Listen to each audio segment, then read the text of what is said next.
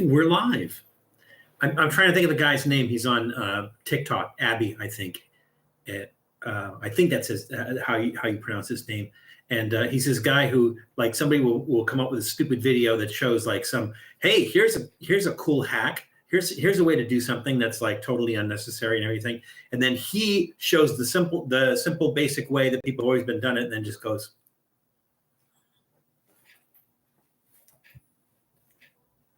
Does anybody know who I'm talking about? Apparently he's a millionaire now, or like a multi-millionaire now. He makes a lot of money off TikTok, so not sure who that is. Anyways, welcome to another Trippy Food live stream. Hope some of you had short weeks, what with President's Day being last Monday. That's going to be it for a while. I know for at least with my company, I won't have another day off unless I take a vacation day. I won't have another day off until Memorial Day, which is the last Monday in May. So yeah. So gonna have to take some time off. So enjoy that. Everybody is here. Let's see who is here. Well, Julie said that she might not be here. She was on her way out to do some stuff. She might not be here, and we'll talk later, but that's okay. Miguel Rangel is here. Tom is here. Greetings and general merriment, and may your days be as exciting as a squirrel trying to bury a nut. Fabulous. And also with you, Tom. Let's see who else we got. We have Ice Hand. We have Jared Tierno. We have Jeff. We have, well, that's it for now. That's it so far. Does he have eight? Yeah, there we go. We have 8 people, it says in the chat. I will tell you that things are getting exciting because we now are 90s. Oh, you're going to say hi to everybody? You're going to say hi to everybody? Are you showing teeth? Were you just showing teeth? Yeah, so pretty exciting because we are 97 subscribers away from 6,000 subscribers. 97. We can do this. We can do this. You guys want to see me eat stuff I hate? Let's do this. And 97 more subscribers. But the right way. No bots or anything like that. We want to do this honestly. That's kind of how we roll.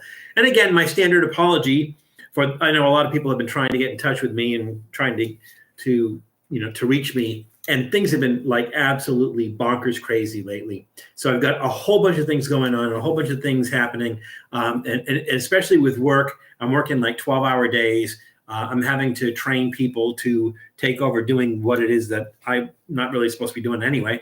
But there's that training involved in that, and that's like a solid 5 hours a day where there's no breaks or anything. So yeah, that's what things are like. As a matter of fact, I didn't get the stuff for today's live stream until 5 p.m. yesterday.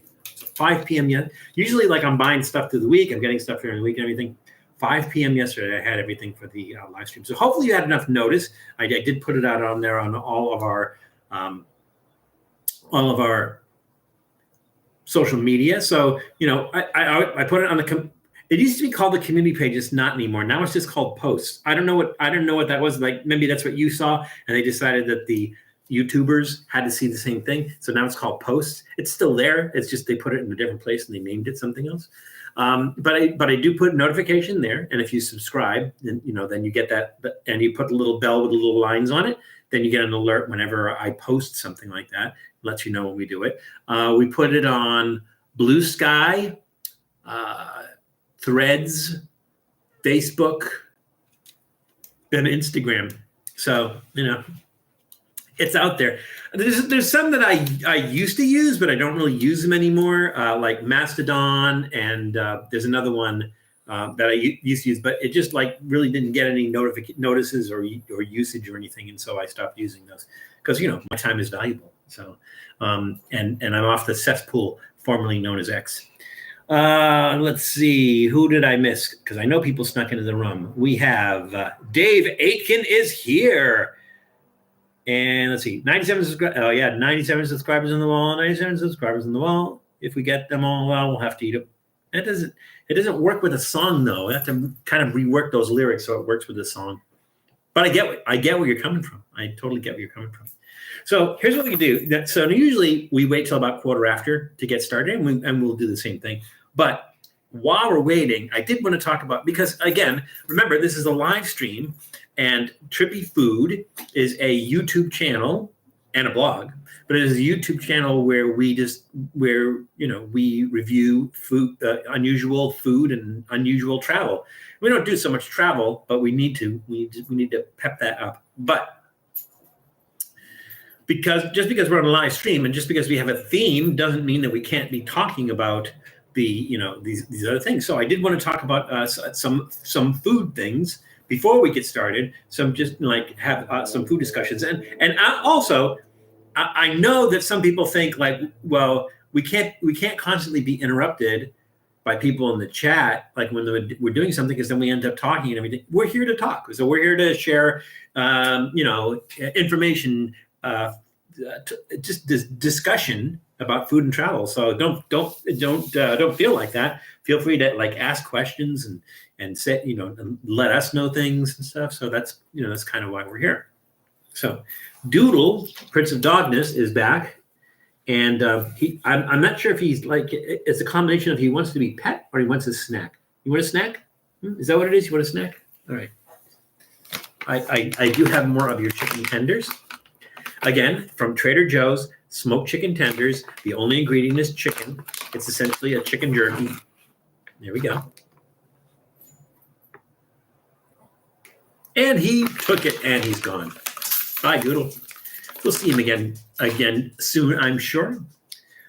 Just taking it easy today. I've been in the hot. Oh my God, Jared, what's up? Can you talk about it? And if not, don't worry about it. But hopefully you're on the mend and things get better soon. Inocido lossa full of pid. Yeah. What I missed, Eli? Not a whole lot. I did mention that we're 97 subscribers away from 6,000. And once we get to 6,000, I will be doing that. These are a few of my least favorite things live stream, so that'll be fun. What's the word of the day? The word of the day is tardigrade. The word of the day is tardigrade. So yeah, you haven't missed too much, Eli. I was just kind of going over or just discussing that if people want to talk about food and travel and stuff like that, we can do that, and don't feel like I am here to entertain you. Let me entertain you. I am here to entertain you, but I'm also here to learn from you and talk with you guys about food and travel. So feel free to do so. Yes, water bear, the cutest little guys I think if they were like bear size, actual bear size, they'd be pretty formidable things, but they're so tiny. Like, I think you need a microscope to see them. Four Loko should make an appearance for 6K. Maybe that's the beverage. Maybe that's the beverage we use, because I hate Four Loko. But there's so many alcoholic beverages and adult beverages that I don't like. But Four Loko is a good one. I'll have to remember because I've tried a bunch of different ones with Matt, and I have to remember which one I like the least, and we'll probably stick that one in there. So a couple of things that I wanted to talk about. So one is, I don't remember who it was, but somebody sent me a message and said, "Hey, you need to try this," because apparently, and I think this was a General Mills thing. So I believe General Mills are the ones that do Cinnamon Toast Crunch, if I'm not mistaken. And they did this thing recently where they partnered with Tostinos, and they made Tostinos pizza flavored Cinnamon Toast Crunch, right? And they were going to give this away. And so I said, "Oh, cool. I gotta get some." Well, obviously, by the time I got into the website, they're all gone. They were giving away free, absolutely free, giving these away free. And by the time I got to the website, they're all gone. So I'm like, well, that's too bad. I guess they just don't make that many of them and everything. And if you miss it, you miss it. But then, just out of curiosity, about a week later, I started looking on. I just did a Google search. And a lot of things came up on eBay, and they were these things that were free from General Mills. People were selling on eBay for $50. $50.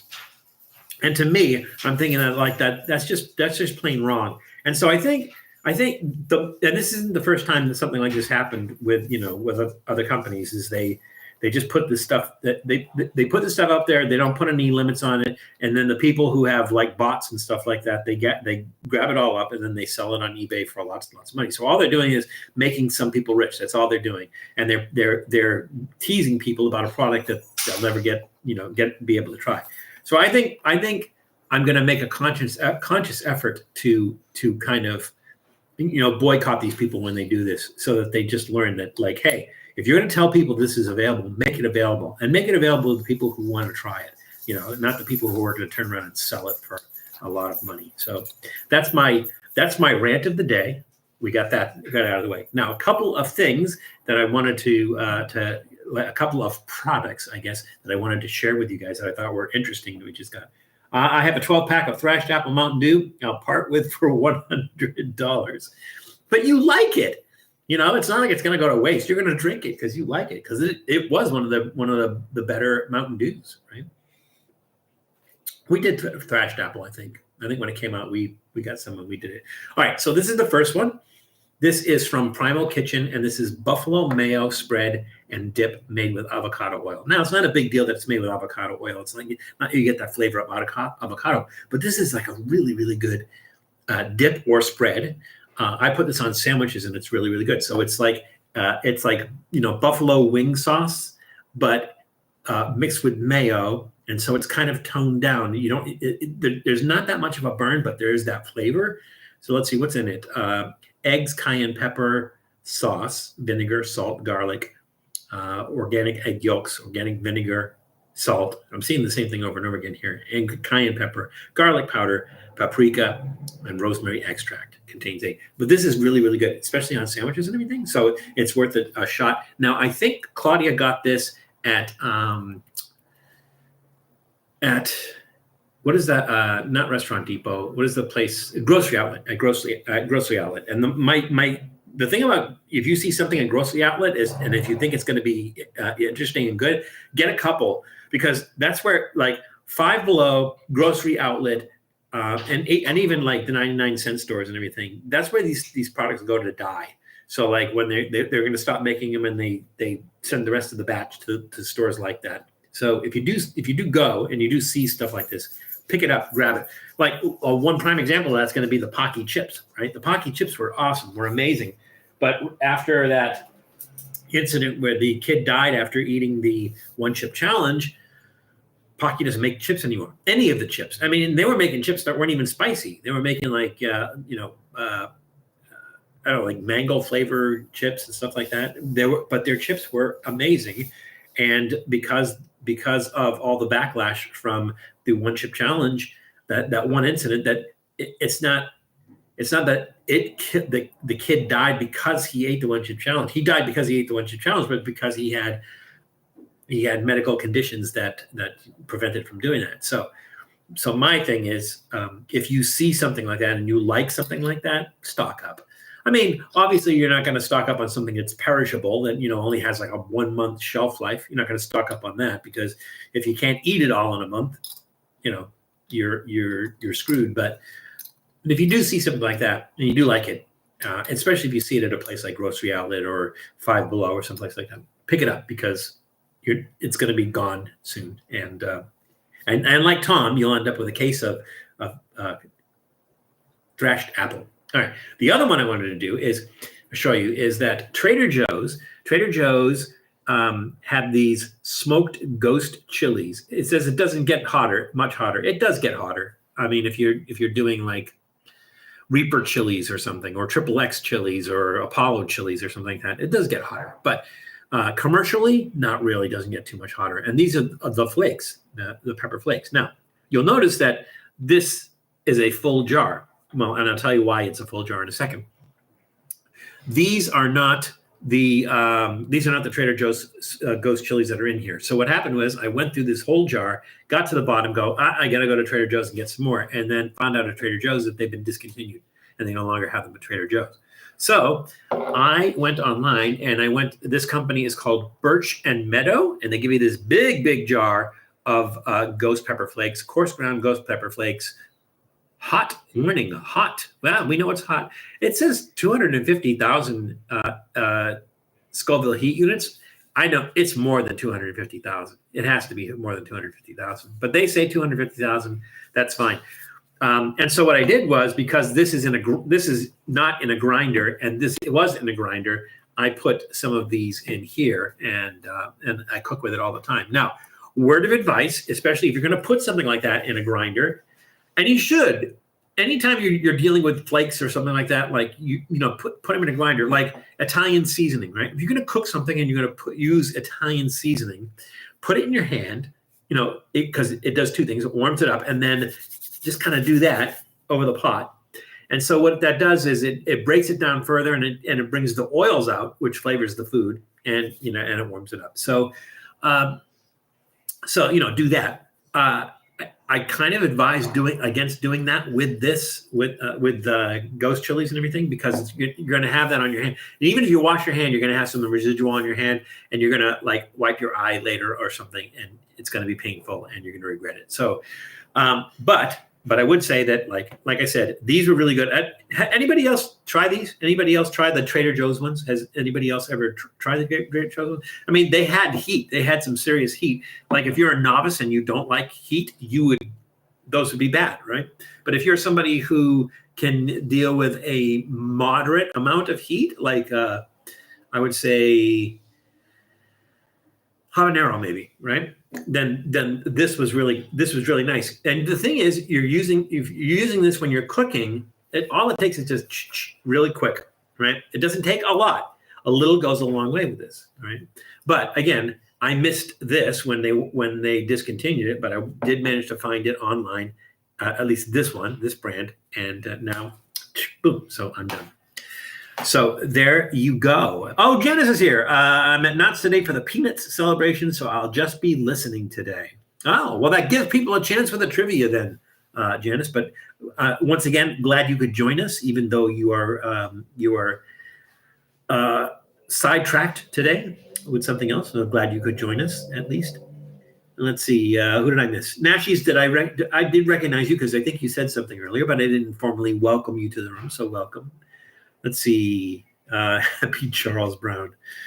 You're going to touch your bits downstairs and regret it. Yes, that's it exactly. So that's I made breakfast this morning. I made some Spam, egg, and cheese sandwich, and I put a little bit of this on the Spam when I was cooking the Spam, and just like the stuff that comes off the pan, you breathe that in. Well, that's another thing. When you use the grinder, and some of that comes out like really powdery, and if you're not careful, you're going to breathe that in. And if you get that in your nose, you'll remember. So there we go. Allison is here. Allison, I know this world is killing you. How are you doing, Allison? Allison, I don't recognize your name. I mean, as far as from somebody who's been in the chat before. And it could be that I'm old, because I am. And it could be that I'm forgetful, because I am. But in the event that you are new to the chat, that you are new to the community and everything, what brings you here? What brings you to the channel, and where you're from? Just, I don't need street address or anything. Just closest metropolitan area is fine. Portmanteau is here. Welcome, Portmanteau. Glad you could make it. Just had some little Spam biscuit Sammys for breakfast. There you go. Spam is the Sunday breakfast item. So yeah, I had Spam as well. I do like Spam, which is why we did our what did we call that? Spamtasia, our Spamtasia live stream several weeks ago. Hey, by the way, any of the live streams that we do, they get recorded and they get put up on the website. So if you wanted to watch a live stream that you missed, or you missed part of, or you wanted to go back and rewatch it, they're up there. So just help yourself, and it's self-service. Okay, OG is Eli's talking to OG. From California, just saw and decided to say hello. Well, hello, Allison. Everybody, please give Allison a warm and hearty Trippy Food welcome. Welcome, Allison. Glad you could join us. Tell me more about this channel. Yes, I can tell you a little bit more about this channel. We do travel and food. Well, I think we talked about that earlier, but you just stepped in. We do travel and food. So we have regular episodes that come out every Thursday. And then if something is timely, we might put them out. We do shorts all the time. And then we do a live stream we try to do it every Sunday at 1 p.m. Sometimes we don't do it. We miss a week. Sometimes we have to change the time or whatever, but we do a live stream. We have two basic I'm not going to call them rules. I'm going to call them guidelines, but our mods are really good at catching it. So one thing is that we try to be a family-friendly channel. So you might have seen me on Reckless Eating, and on Reckless Eating, you see Blue Val, right? You see Val, like salty language Val on there. But on this channel, I try not to do that, and we try to keep the chat the same way. And the reason is because we are not a family channel, but we want to be a family-friendly channel. So you can watch this with your kids, you can watch this with your grandkids, whatever, and you don't have to explain anything to them, unless it's like, well, the reason they eat hakarl is, whatever. And I mean that you can explain them, but we do get some double entendre in there, and that's fine and that's okay. But again, we try to make it family friendly. So like my grandkids have been in some of the videos. We had other kids in some of the videos and everything. So we wanted to be a kind of place that's friendly to that. Without necessarily catering to kids. It's not a kids channel. It's not a family channel, but we just try to be family friendly. And then the second guideline, let's put it that way, is two things we will not. Now we could talk about music. We do sometimes a little bit. We try to not go off on a tangent because it takes up time. But two things that we just absolutely will not talk about on this channel, and one is religion, and the other one is politics. We will not talk about it. Now, why? Val, I'm sure you have political views, and I'm sure you have opinions on religion and stuff like that. Yes, I do. But so do you. And yours may not be the same as mine. And the last thing I want is to get into a 2-hour discussion talking about either religion or politics when we have not talked at all about food and travel. And then there goes the live stream. So that's the guideline is we don't talk about politics. We don't talk about religion. Everybody's got a different opinion on it. Everybody has a different feeling about it. We just don't do it. So the mods they'll delete your content, your comment at first. If you do it a second time, they'll put you in a timeout. If you do it a third time, they yeet you.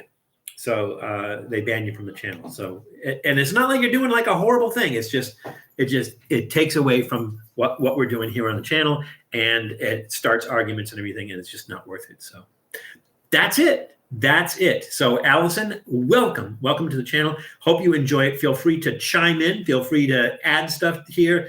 I hope that you guys learn from me, and I hope you guys that I can learn from you. Also, don't always take everything that I say or do. Well, all right. I'm gonna say don't take it as fact, because from my standpoint, it is fact. I try to do research and stuff like that, right? But sometimes I'm wrong, right? And if I'm wrong, call me out on it, and I will admit that I'm wrong. Hey, Sonic Jet is here. Welcome, Sonic. And I will admit I'm wrong. So, call me out on that. And the other thing is, when you see these things that I try on the live stream, it's based on my taste buds. And I try to give a unbiased, sincere impression of what I'm experiencing. But you and I have different taste buds. And so I invite you to try these things. And I will tell you, like, if I don't like something, like I might try something that has caramel in it, and I might say, like, I don't like caramel. I particularly like caramel, but then I try the thing and I go, okay, so if you like caramel, you're going to love this. I'm not crazy about it, but this one isn't too bad because the caramel flavor is not that, whatever. And I'll tell you that. But so just keep in mind, we're all different. We all have different taste buds and everything. And so, like when you see me review something, give it a shot. I have no problem eating stuff like durian and hakarl and stinky tofu and and things like that. I have no problem with that, because although they have a smell that I would say could mostly be considered bad, to me it's more like skunk. It's not that I like the smell of skunk. It's just that I kind of I find it interesting, right? So that's my only thing. So let's see. Did I forget anything? We'll get started. Yes and no. I have used candy oil and lemon lime soda. Would there be even a way to make a green apple syrup? Sure there would. let's see. I think we're all set. Did I miss anybody? Did I miss anybody? Came in? I got you, Sonic, right? I got you. I don't know if I missed anybody else. But yes, you are right, Tom. And it's not time for a snack as usual, unless there's some special occasion. And as usual, we will start with our adult beverage, and that is right here, back here. It's all the way back here. I got kind of rearranged things a little bit sometimes, but it is all the way back here. And today, our adult beverage is Taiwan Beer. And that sounds pretty generic, but that's actually what it's called, Taiwan Beer. And you'll see why it sounds generic. Val, I have the greatest challenge. All right, hold that thought, Eli. Let's get through this. So Taiwan Beer, it is a 5.0% ABV, which is average, standard stuff.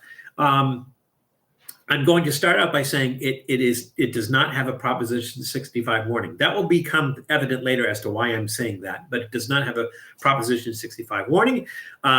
It is made by the Taiwan Tobacco and Liquor Corporation, which was founded in Taipei as a government agency in 1901. It was originally called the Monopoly Bureau of the Taiwan Governor's Office.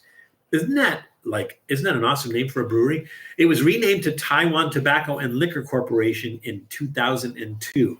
So originally Taiwan Beer started out as Tagasago Beer in 1922. It was produced by the Tagasago Malted Beer Company, which was founded by Konosuke Abe in 1919. It was renamed Taiwan Beer in 1946. And that's what we're going to try today. So this is a Taiwanese beer.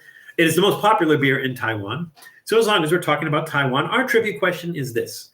What style of cooking attributed to another country was created in Taiwan in 1951? Again, what style of cooking attributed to another country was created in Taiwan in 1951? So, Allison, when we do these trivia questions, you don't get points. We're not keeping track or anything else like that. And feel free to look it up. So like you want to go to Wikipedia or Google, whatever you want to do, feel free to look those things up. When we hear the answer, then we learn something, I guess. I sit corrected, but I would stand, but you're sitting. Okay. Hanako and Sunny's secret YouTube channel. Hi. Oh, Pops. Mother and father at Sam's Club, so they aren't here. I'll say hi to you to them. Although hi from all the Coutures, Haley, Chloe, Fang, Vader, Basil, Julie, and Chris. Now, for those of you who don't know, Fang and Vader are dogs. Vader is a Boston Terrier, and Fang is a mutt, and Basil is a frog. It's a Pac-Man frog. I think it's Pac-Man frog, is it? So welcome and glad you are watching. Your mom said at the beginning of the channel that they had to do something, and so she said she was going to miss some of it. So, but thank you for coming in and letting me know that was your name, because otherwise I would not know. So I hope you are doing well, and I miss you.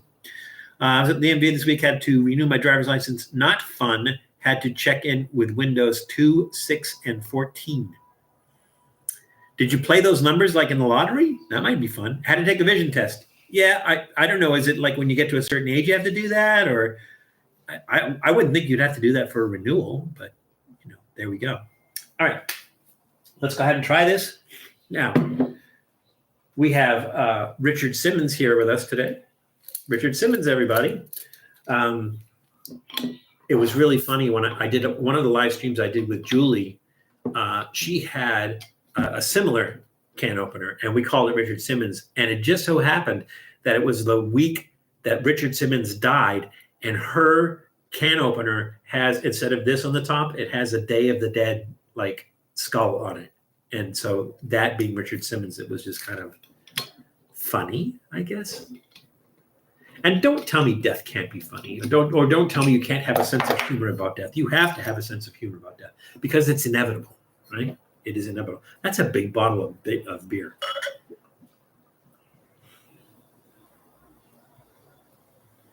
That's the thing about a green bottle. You can't really tell what's in it. Lots of bubbles in our Trippy Food beer tornado glass, which is from nucleation, as Janice always reminded me until I learned. So there's that little etching on the bottom. That's on the inside of the glass. So it's the same as like when you drop Skittles into a bottle of Coke. There's that reaction that takes place, and that's the same thing. The reaction that takes place when it hits the etching, and then it causes all those bubbles. Now, got a nice size head there. Julie's not here to rate that pour, though. So I do have my straw today. My glass, reusable straw, by the way. Driver's license is now updated. Waiting for my new card. New is card driver's license. Oh, okay. Well, cool, Sonic. This is just renewal. It seems weird that you have to go through that process for renewal, though. This is a good standard beer. It is as generic as it sounds and looks. And when I say generic, I don't mean, it's not as bad as like Budweiser or Schlitz or something like that. It's not as bad as a domestic beer. I believe it's a lager. Yeah, it is. Distinctive flavor lager beer. But it doesn't have any offensive flavor. It doesn't have any offensive smell. It's not bitter at all. It's just really a good all-round beer. So like this is the kind of beer you would sit at a bar and if you're having a beer with friends, this is the kind of beer you would have. It's light enough that you could serve this with like chicken or fish, but it also would stand up to like, beef or something like that as well. Or if you wanted to have it like after dinner, it would still be nice. It's like I said, it's very light. It has a good beer flavor. So I'm going to give that a thumbs up. That's actually really good. Now, I think I'd have to go back and look. I think when I was at 99 Ranch Market yesterday, I saw there were two different Taiwan beers, and the other one looked familiar. So I think we might have done it before. But I'm going to be honest with you. We've been doing the live stream for years. So there's a good chance that, at some point in time, I'm going to redo something that I've done before. Now 47, about to be 48. Let's see. What else did I miss? Feels like bingo hall inside the DMV office. Yeah, they call your number. Bingo. I wish beer companies would stop using clear glass. The light sun skunks them fast. Eli, it's funny you say that because last week we had a trivia question about brown beer bottles. Like, who was the first? I'll ask you. They know because they were here. But who was the first brewery to use brown bottles? And the reason, like you said, the reason they use brown bottles is so that the sunlight doesn't get through and skunk the beer, right? So who was the first brewery to use? This is for Eli. You guys already heard this one last week. Ice Hand, did I catch you? Or did you just sneak in the room? Did I catch you, Ice Hand? Nice shirt, Val. Looks like Palm Springs trip. Yeah, except some of those palm trees are upside down. It was kind of weird. Trivia question. What style of cooking attributed to another country was created in Taiwan in 1951? Tom says chow mein. Ice Hand says stir frying. Tom says duck fried soup. So what I was looking for was this attributed to another country. So the other country's name is in the style of cooking. Do you guys want to take another shot at it? Knowing that, I'm looking for something with another, like Cantonese something or French something, right? What style of cooking attributed to another country was actually created in Taiwan in 1951? You guys want to take it again? Take a shot? Anybody? Well, in the interest of time, I'll just share with you. It was Mongolian barbecue. Mongolian barbecue is not from Mongolia. It was not Mongolian. Mongolian barbecue was created by Wu Zahonan at his street food stall in Taipei in 1951. He was from mainland China, and he wanted to pick something that was not political or pointed to any place that everybody would recognize, and so he just called it Mongolian barbecue. So there we go. You were going to say rats? No, it's not rats. The cooking of rats is something completely different, Tom. All righty. Let's go on to our first snack. Let's do some housekeeping here. Housekeeping. All right. This one's going to be fun, I think. Well, I think they're all going to be fun. We have a very unusual assortment of goodies today. So this is from 99 Ranch Market. So the 99 Ranch Markets, most of them have a bakery inside. It's towards the front of the store. And they also have a section where you can buy already prepared foods, like they cook the food there. The one that I go to is in Van Nuys, which is, I guess, the northern part of LA County. And they have a decent one, but the one that I used to love going to is the one in Beaverton, Oregon. the one in Beaverton, Oregon, had a steam table that had like hundreds of items in it. Maybe not hundreds, maybe dozens of items in it. And for, I think it was like $5.95 or something like that, they would give you this the styrofoam container, and you could fill that with as much as you could fit in it, as long as they could close the top. And it was a set price. And so sometimes you'd get to the counter and go, "That's all you want?" I'm like, "Do you want some of this?" And like, "Oh yeah, put some of that in there." And they would put that in there, and then you'd end up with this huge bowl of all these different wonderful items from the steam tables, and for like $5.95 or something like that. I don't know, it's probably $12.95 now. So this is from 99 Ranch Market, and this is BF, I guess, and it's boyfriend, egg yolk cake lotus seed, or it's a lotus seed egg yolk cake. Let's put it that way. So we're going to try this, but let's tell a little bit about 99 Ranch, since that's basically what's the theme of our live stream. We went to 99 Ranch Market to get all these stuff, and 99 Ranch Market is across the country. They're not all over the place, but I know that they're as far east as Massachusetts. So somewhere in that area, they do have 99 Ranch Markets. I think the largest conglomeration of 99 Ranch Markets is probably in California, where it started. I know that there are some in Washington State. There are some in Oregon. And again, like I said, as far east as Massachusetts. So 99 Ranch Market was founded in 1984 by Roger Chen in the Little Saigon area of Westminster, California, which is in Orange County. There's a lot of different Asian communities in there. There's also some like, Persian and Middle Eastern communities and stuff in that area of Orange County. So it's a very vibrant and very diverse community. So in the little Saigon area of Westminster, they started this grocery store chain of 99 Ranch Market.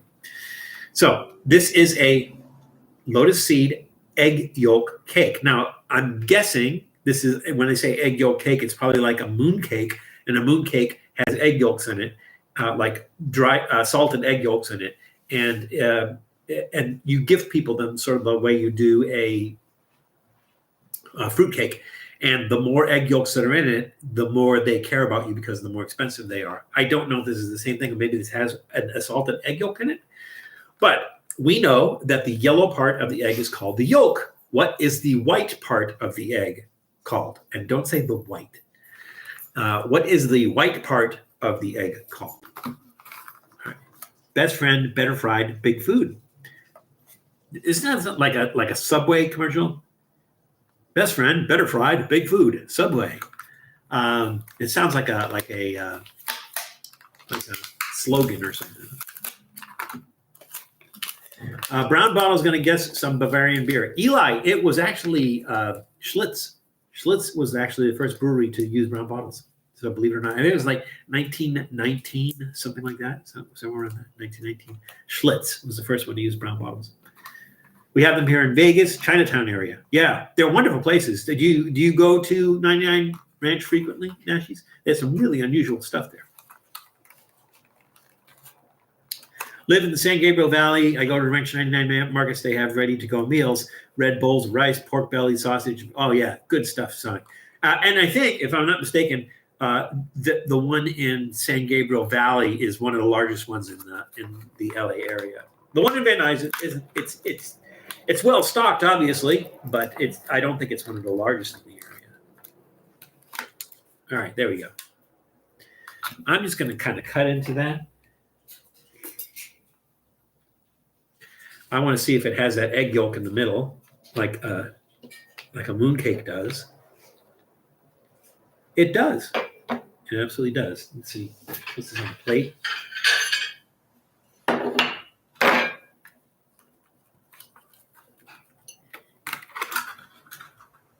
Yeah, there's a section at the front of the store, like a bakery, and they have these on the table, all different kinds of baked goods. There we go. So you can see that salted egg yolk. I don't know if it's a chicken egg yolk. Usually they use these things. They use duck egg yolk. But you can see that the egg yolk takes up the whole inside of the food there. Hi, Doodle. Doodle, you want to come and say hi? Come on, come and say hi. It's Doodle, the Prince of Darkness, everybody. You covet my egg yolk cake. You do not eat a egg yolk cake. We don't know what's in there. We don't know if there's stuff that's bad for you. We do not eat my egg yolk cake. I will give you a small piece of snack, but I have to pace you, all right? You can't fill up on snacks and then not eat your food. And I know you do that, so I'm going to give you a small piece of snack. There you go. I'm going to put that right there for you. I have people here waiting. Do you understand the word I'm saying, Doodle? Maybe not. Ooh, that is like a nice flaky pastry crust on the outside. It just falls apart. It's like self-destructs. You know what, Tom? I bet you know. What do you do to pastry, right? Like I know like phyllo dough is like layered. So basically you roll it out flat and thin, fold it over, roll it out, fold it over, roll it out. You keep on doing that. And so you really have these very, very thin layers in there. And that's kind of what makes that really flaky and everything. But is there another way to make things like really flaky, especially the outside, like having a flaky crust? I know you'd have to know, Tom. Nashies, maybe you know. That's good. Sometimes they salt the egg yolk. This one doesn't taste like it's salted. Although sometimes the way they make them is they say salted because they take the egg yolk and they put it in salt. The salt cures the egg and then kind of dries it out, but doesn't necessarily give it a salty flavor. This is really sweet. You definitely taste the lotus seed in there.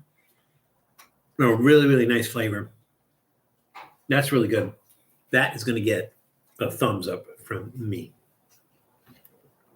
It was Doodle Portmanteau, and I'm sure Doodle will be back. He's over here chowing down on his snacks. Puff pastry is different from phyllo. Both have layers. Yeah, so I don't know. Like, I don't know if this is considered puff pastry. I don't know what this is, but this one also has layers, and it just kind of flaky and falls apart. So I'm not sure. Asian bakery has lots of pastries, bread, and nice stuff. Yeah. I'm glad we're getting our first Vallarta. Oh, I love Vallarta. One of the things that I love about Vallarta is they have that little, I'm going to call it a deli for lack of knowing what else to call it, but it's like this little area where they sell prepared foods, and they have tables there where you can actually sit and enjoy it. They have the best birria there. I mean, they have really, really good foods.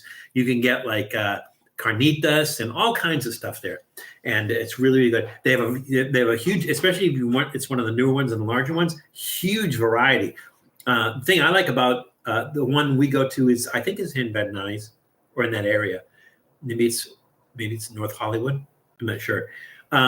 They have like one row. It's like all Colombian stuff. So like if you miss Colombian stuff and everything, just go there. They have all kinds of stuff and meats and vegetables and fruits and stuff like that. Really, really cool place. He is a nice dog. He's a good dog. He does covet this baked good though. So the question was, the yellow part of the egg is called yolk. What is the white part called? Ice Hand says albumin. Tom says chow mein. Nashi says albumin. It is, in fact, and Sonic says egg whites, of course, because that's what Sonic does. It is, in fact, the albumin. You are absolutely correct. Aw, aren't you being sweet? Is that because you want my cake? Is that because you want my cake? Is that why you're being sweet? You can't have another snack. You can't, not right now. You have to pace yourself, Doodle. You're going to fill yourself up with snacks and you're not going to eat your food. If I go into the kitchen, am I going to find a bowl of food that has not been eaten? Am I? Am I? See, he thinks he can be sweet and everything, and then I'll just like dismiss it. But yeah, it doesn't work that way. All right, let's move on. I think we got that, right? And get also a little bit about 99 Ranch Market. So we're now going to try these. I'm really looking forward to these. Let's see if the dragon will hold us up for us. These are, it's from Challow Foods. The company is called Challow Foods, Challow. That will be important here in a second. Challow Foods salted and sour long beans. this does have a Proposition 65 warning on it. Now, remember before I said that it was important when I mentioned the beer that it doesn't have a Proposition 65 warning on it? And the egg yolk lotus seed cake does not have a Proposition 65 warning in it. So again, we have talked about this a number of times on the show. If a company wants to sell anything, any product at all, whatsoever, anything, a lawnmower, couch, whatever, if they want to sell it in the state of California, there is a list of substances that has been determined to either cause cancer or reproductive health. And if it's on that list, they have to put a Proposition, if they want to sell it in California, they have to put a Proposition 65 warning on it. And so, like, if you go to a garage, like a public garage, because there's carbon monoxide in the garage, that you'll see a Proposition 65 warning on the garage. And so, I would say out of the 10 items we're trying today, and that includes 2 beverages, out of the 10 items we're trying today, 7 of them have the Proposition 65 warning on it. I could show you them, I suppose. When we get to them, I will show you those. So this is, again, from Challow Foods. This is salted and sour long bean. This is a product of Taiwan. We're in Taiwan again. Now, if you have not seen long bean, if you go to like a Hawaii supermarket or 99 Ranch Market or an Asian market, you can find them fresh. And they just look like really long green beans. They're about that long, really long green beans. So it's also called the asparagus bean. The scientific name is Vigna unguiculata. I think I'm saying that right. Vigna unguiculata. It's a legume, which is in the same family as pea and beans, right? It is a legume cultivated for its edible green pods containing immature seeds like the green bean. It is also known as yard-long bean, pea bean, long-podded cowpea, Chinese long bean, snake bean, bodhi, and bora. They are a good source of carbohydrates, protein, vitamin A, thiamine, riboflavin, iron, phosphorus, and potassium, and vitamin C, folate, magnesium, and manganese. I didn't know so many things existed, but apparently they're all in here. But this one in particular is salted and sour, so I'm pretty excited about this. I'm going to move this somewhere where he is not so enamored with it. All right. So you can see how long they are. They're as long as this package, and they're folded over. So they're twice as long as this package. And a little goes a long way, I imagine. Challenge. I can't find Eskimo, Eli. If you could help me out in Southern California where I can find Eskimo, I have always wanted to try Eskimo, and I have not been able to find it. I would try just Eskimo. Would love to try it. Amu rice. That would be funny. But yeah, I would love to try Eskimo. I have not had an opportunity to try that. It's on my bucket list. I can't find it anywhere. I'd have to go to Mexico City or someplace to get that. For those who don't know, Eskimo is ant eggs. And no, that's not my uncle's wife, ant eggs. That one doesn't want to come out. None of them want to come out because they're all like kind of bunched together. All right, good enough. Close enough. No, Doodle, you can't have this. Let's see. Ingredients: long beans, salt, water, citric acid, benzo. I mean, you could, but I don't trust it. It has a Proposition 65 warning. Where is that? There. Tiny, tiny letters. You guys can see that. Tiny, tiny letters. Proposition 65 warning. All right. Let's, I'm not even going to cut that. We're just going to eat that the way it is. I mean, honestly, looks like a green bean, right? I didn't ask a trivia question. Okay. Because the name of the company is Challow Foods. What is called challow in Afghanistan? In Afghanistan, they have a dish called challow. What is it? What is that dish? Challow that they have in Afghanistan. Same, spelled the same way. Challow. These are good. That's right, Nashies, because there's citric acid in everything. Oh, that's good. It's a little bit on the salty side, but it's not like, I don't like overly salty stuff. You can taste the salt. The sourness, it's not like Sour Patch Kids sour. It's like sweet lemon sour. It's not like overly sour. It has that fresh green bean taste. Slightly different. It's it's a different plant. To me, it's almost like Loroco. If you've ever had Loroco is the bud of a plant that a bud of vine that they use in to make pupusas, and it kind of has that flavor, like almost not quite an artichoke asparagus flavor. It's really different. I mean, it does taste a little bit like a green bean, but not exactly. That is really refreshing and delicious and good, and that is going to get a thumbs up.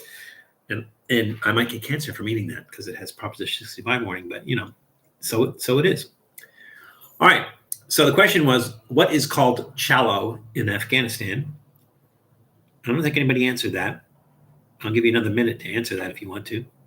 Afghani s'mores, they will substitute the marshmallow. Not quite. Chow mein. You're actually probably close there, Tom. I'm guessing chow mein. Chow mein is the new, what do you call it? No, it's a kumquats. Chow mein is the new kumquats. Have you ever tried wasp eggs? I have not, Eli. Where do you even get wasp eggs? I would try them, but I have no idea where to get them. Okay, so the question was, what is called challow in Afghanistan? Challow, or white rice cooked with mild spices, is served with gormas, which are stews in Afghanistan. There we go. All righty. Tasty little bugger. And that was also a product of Taiwan. All right, this one's going to be fun.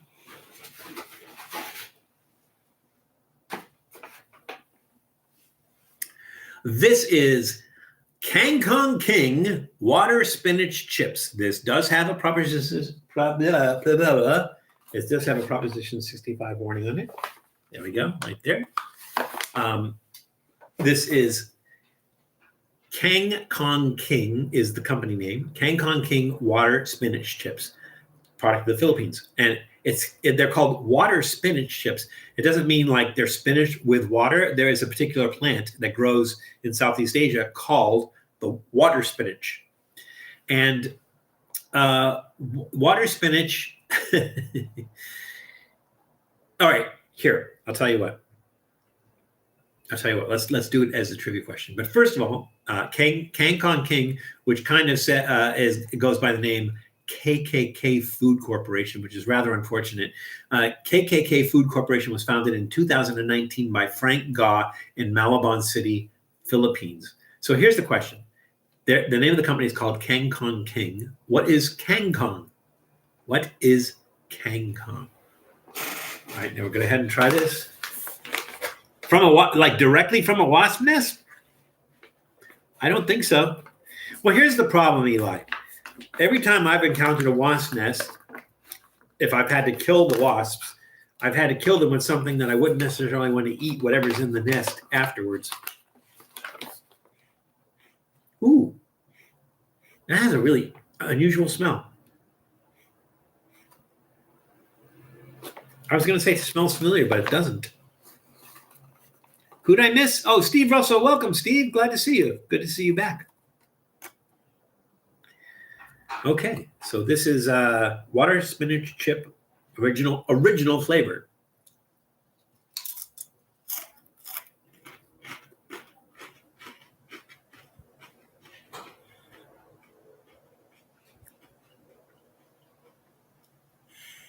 It tastes a little bit like spinach. I love the spices that they use in here. I'm not sure what kind of spices they use, but it was really, really nice flavor. I think that chickpea flour, they use chickpea flour, and that gives it a lot of the flavor. Modified tapioca starch, chickpea flour, coconut oil, baking powder, salt, vegetable powder, monosodium glutamate, disodium isonate, disodium glutamate, nature identical flavors, alfalfa extract, acetic acid, propionic acid, propylene glycol, onion powder, garlic powder, spice, oleoresins, sodium diacete, maltodextrin, cornstarch, natural food color from turmeric and annatto. Allergens contain soy. I don't remember reading soy. Produced in a facility, it also uses eggs and milk derivatives. Those are pretty tasty. 100% real leaves made with coconut oil. The leaves are made with coconut oil? I think we need to reword that, guy. Those are actually pretty good. They remind me of like the fried kale, the kind of battered and fried kale, except they taste better than kale. Kale has that kind of bitter taste that I'm not really crazy about, and it's a little bit chewier. That one's like really, really nice, and I'm going to go ahead and give that a thumbs up. All right. Now, our question was, what is Kangkong? Let's see if anybody answer that. Mayans used to use mix ant eggs with lime juice, chilies, and make a high-protein salsa. I still want to try it. Kangkong equals chow mein. Of course it does. Kangkong is an alternate version of ping pong that uses century eggs instead of ping pong balls. Yeah, it can only play for a few rounds. Kangkong is Ipomoea aquatica, which is widely known as water spinach. It's known as Kangkong in the Philippines. Now, he chose the name Kangkong King as the name of the company because it sounds like King Kong. You know, it's Planet King Kong, but it's Kangkong King because they're the king of Kangkong, which is this water spinach. Now, the thing about water spinach, it is an efficient accumulator of cadmium, lead, and mercury.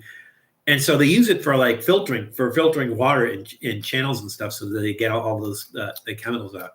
There's an official accumulator of cadmium, lead, and mercury. This characteristic can be dangerous if water spinach is planted for human or animal feed in polluted aquatic systems. Mercury in water spinach is composed mostly as methylmercury and has the highest potential of being a threat to human health. The edible parts of the plant have a lower heavy metal concentration. The stems and the bottom edible portion of the plant are higher in concentration and should be removed to minimize the heavy metal intake. The heavy metal intake. All right, but good. I like them. All right. Let's see.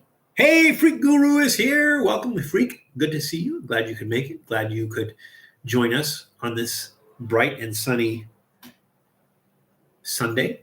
If I did not mention, it is a product of the Philippines. And it does have a P65 warning. All right. This one's going to be fun. If you have allergies, this might hurt just watching.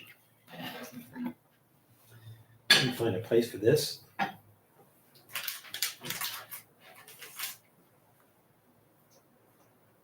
We'll just put that up there for you to gaze at for a minute.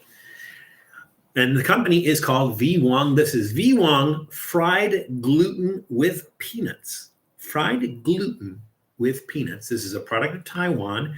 There is no Proposition 65 warning on this. The Wong Corporation was founded in Taipei in 1959 as China Fermentation Industry Corporation. Who wouldn't love a name like that? But it was renamed Wong Fermentation Industry Company in 1970. So the question is about wheat gluten. What is the vegan name of Japanese origin for wheat gluten? What is the vegan name of Japanese origin for wheat gluten? All right, we're just going to open this up. And again, the top is on the bottom, sort of like with the Bondegi. Found a Red Bull Zero Sugar that advertised sweetened by monk fruit extract. What are your feelings on monk fruit sugar for, say, diabetics or people worried about blood sugar? If you're worried about your health, you shouldn't be drinking a Red Bull in the first place. Because there's a lot of other stuff in there that's bad for you, right? What do I think of that? Honestly, my own personal belief is if you are, the only thing that I would like to see things sweetened with is honey or maple syrup. Maple syrup is going to obviously give you a very, very strong flavor that you might not want in a particular thing that you're trying to sweeten. Honey is a little bit more versatile. those are both natural sugars, but monk fruit is an extract. Stevia is an extract. I don't like stevia at all. Stevia to me has a chemical taste to it, and maybe it has to do with how they extract it. Maybe. I'm sure if you really like sweet stuff, and I'm not a big fan of sweet stuff, but if you really like sweet stuff and you really miss it, then maybe monk fruit is a good thing for you because it's a natural thing that you can eat and sweeten it up, and it allows you to eat sweet things without that risk of what sugar does to you. But me personally, I would rather you just don't sweeten it at all, or sweeten it with fruit, or like actual pieces of fruit, or sweeten it with honey or maple syrup. That's my thought. But again, remember, like we said at the beginning, I have different taste buds than you. So what I like or don't like, not necessarily what you like or don't like. All right, this is really weird. I think the idea is this is already cooked, but the idea is you're supposed to recook it or refry it. I mean, it looks like a gigantic frosted flake, like a giant corn flake.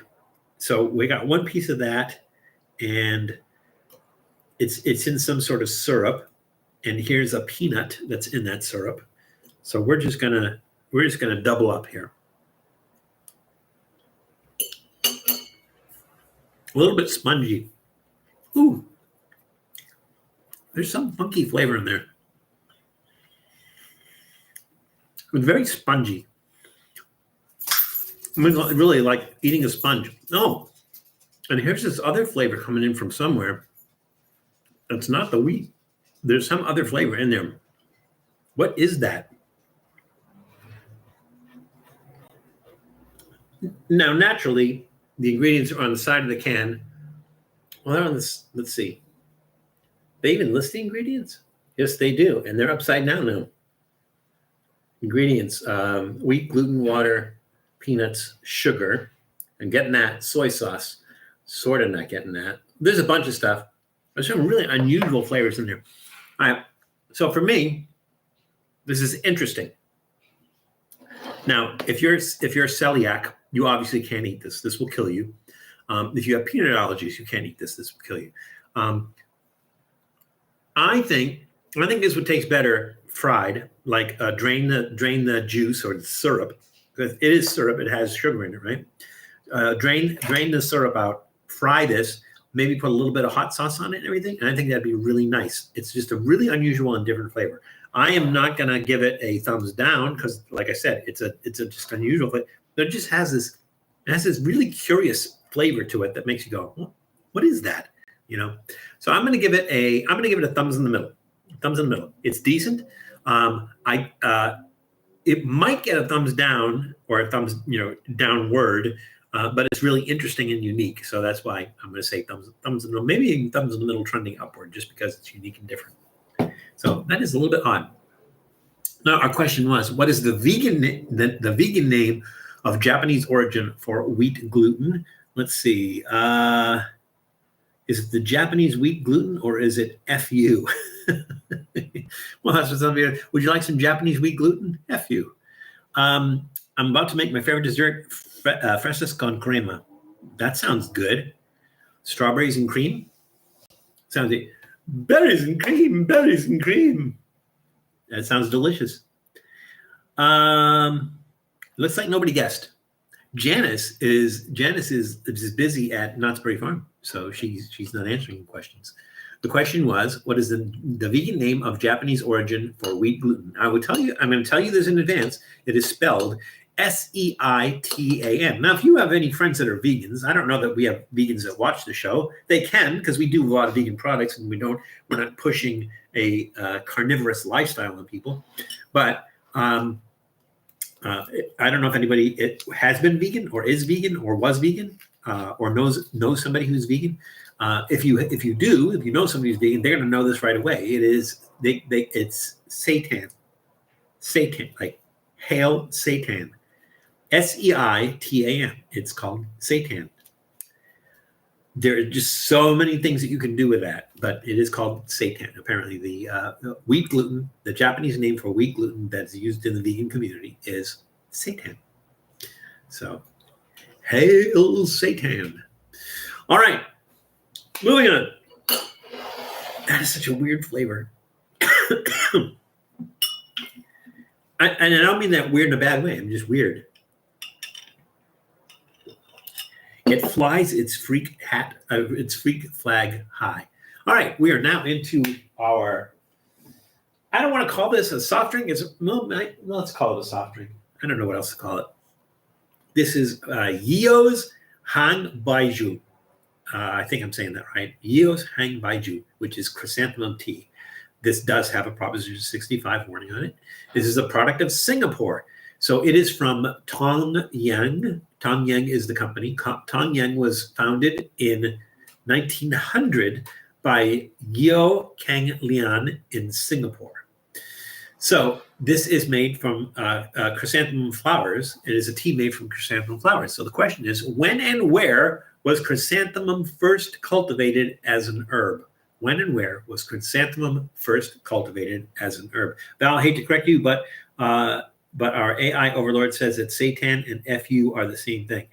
I never heard of it called FU. I thought you were joking. So I love that it's like FU seitan. It just that's pretty awesome, actually. All right, let's give this a shot. When and where were chrysanthemum first cultivated as an herb? I guess I should have shaken this up because I don't think this is carbonated. I should have shaken it up a little bit just to kind of mix it together. That ought to work.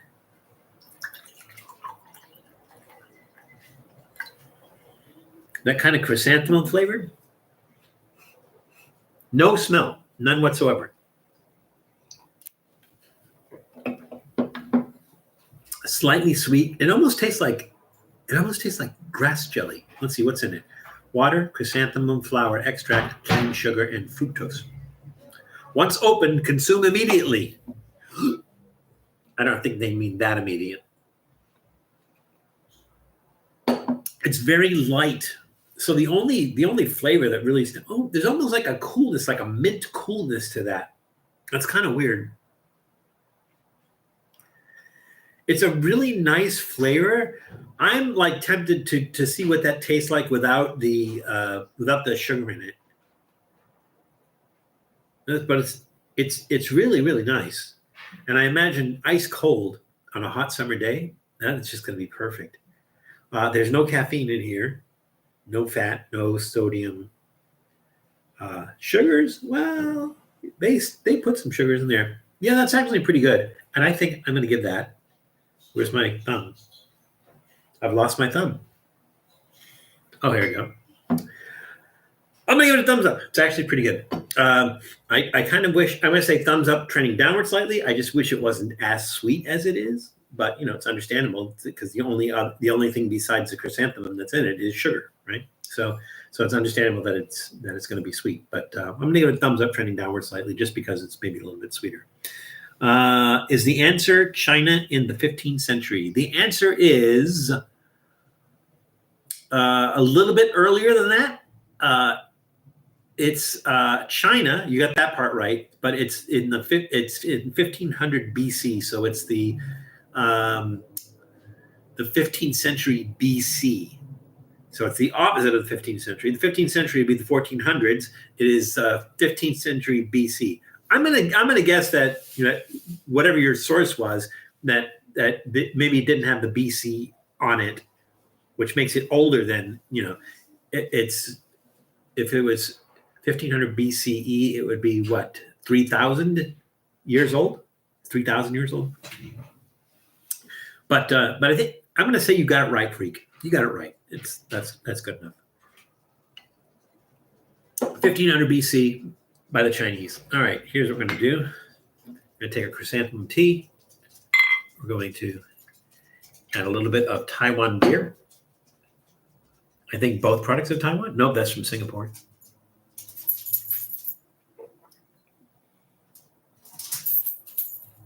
That's actually pretty good.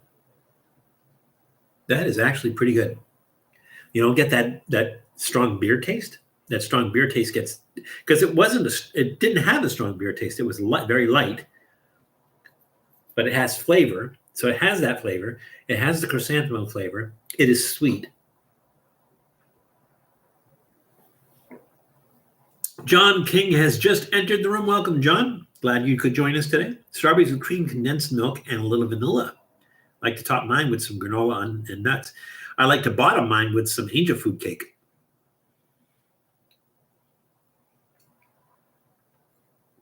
It's actually pretty good. For the 6K show, you should just hang the thumbs down from the ceiling so you don't have to look for it. There you go.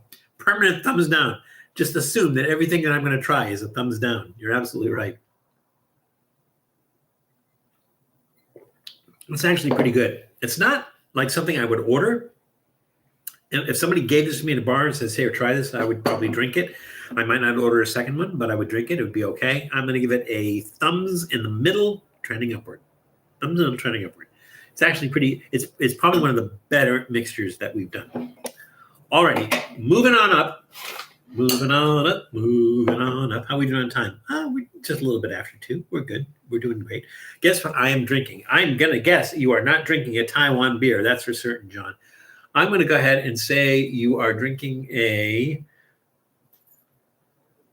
Steel Reserve. I'm going to say that you're drinking a Steel Reserve, John. All right. What is next? Next is let's see. We're done with that. Hi, Doodle. Doodle, you want to come up and say hi? You want to say hi to everybody? Say hi. It's Doodle, the Prince of Dogness, everybody. You going to say hi? You going to say hi to everybody out there? Huh? No? You're just looking for something to eat. All right. No, you can't have the Satan. Satan is not good for you. I don't think. Could be wrong. All right. Well, this one's going to be fun. I am correct. Wow. I'm on a roll. All right. So, obviously, this is a fish. It is not sardine. It is eel. This is black pepper roast eel, and it is from Tong Yang. And Tong Yang Industrial was founded in 1954 in Nafangao, Taiwan. This is a product of Taiwan. So because we are trying eel, we're going to eat eel. And again, it's black pepper roast eel. Because we are trying eel, what fish identified as an eel is not an eel? So it's called an eel, but it is not an eel. What fish identified as an eel is not an eel? All right, let's go ahead and try this. Old Fisherman. I guess that's the sub-brand. Old Fisherman. Roast eel, black pepper. I know it's like a sauce. It's like a black pepper sauce. Okay. I hate when you can't get those cans open. Here we go.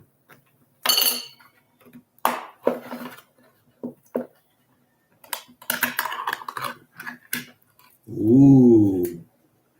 Ooh. Don't forget the maggots. Nope, no maggots in here. I wouldn't eat it if there were maggots in here because they don't belong in there. This is funny because you can, so it's very, very similar to sardines. You can see the spine right there. Let's see if I can do this. Maybe you can see the spine right there. So this must be edible like it is in sardines. Doodle, I don't know if I can give you this. Let's see. Probably not. Conger eel, water, black pepper. You're not going to like that. Salt.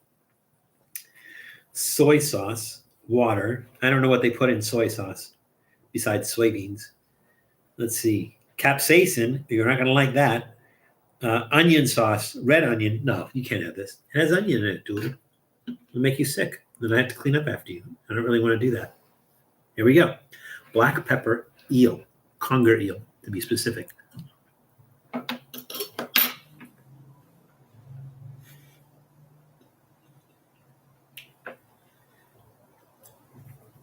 The bones are really brittle and just kind of break down. That is The problem here, it is black pepper, but it's not like strong black pepper. I'm not getting the strong black pepper taste. I'm getting that soy sauce taste. I'm getting the taste of the sauce more so than the eel. The texture is really interesting.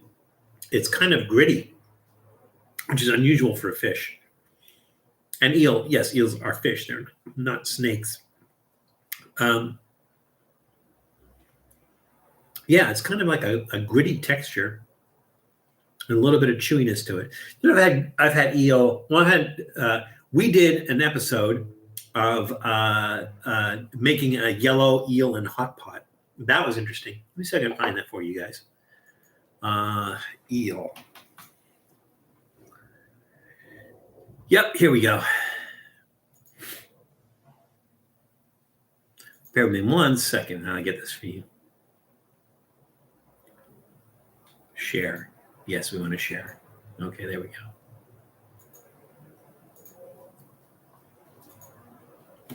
All right, let me put that in the chat. So when you guys have a moment, check that out. That is our episode where we took a whole live yellow eel and we made it in hot pot. It's actually really good. This is a different kind of eel. Again, really, really unusual texture.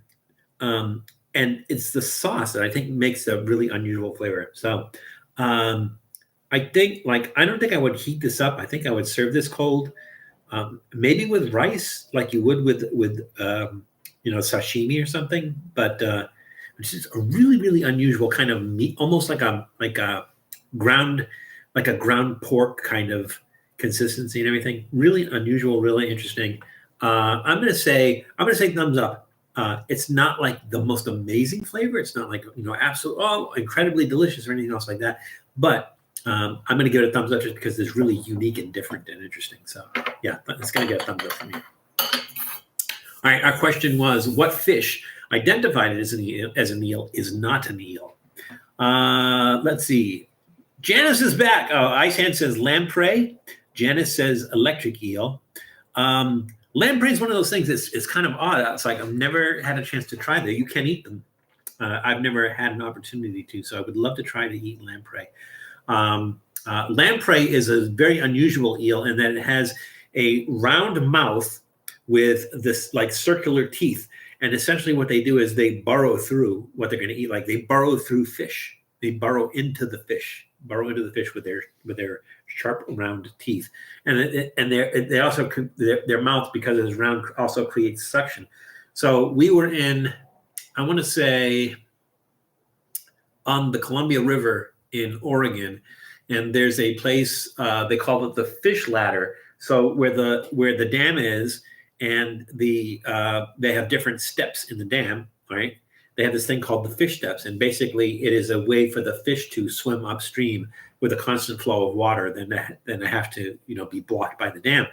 And then if you go underneath it inside, they have these windows, and you can actually see the fish swimming up the fish ladder. But they have these lamprey eels in there, and there's by the hundreds. They have their mouths stuck on the glass, so you can see the teeth in there, and you can see them stuck on the glass and just kind of waving in the water and everything. They're just really kind of creepy. They're like vampire fish, but yeah, the fish identified as an eel that is not an eel is in fact an electric eel. So Janice is correct. It is an electric eel. Electric eels are knife fish and not eels. They're a member of the knife fish family and not eels.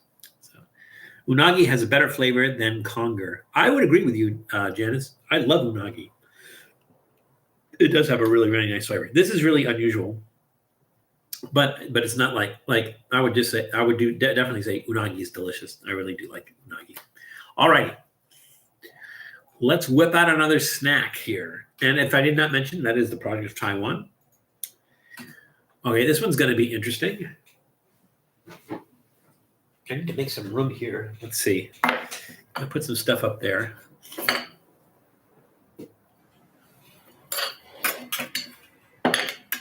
Just to make some room.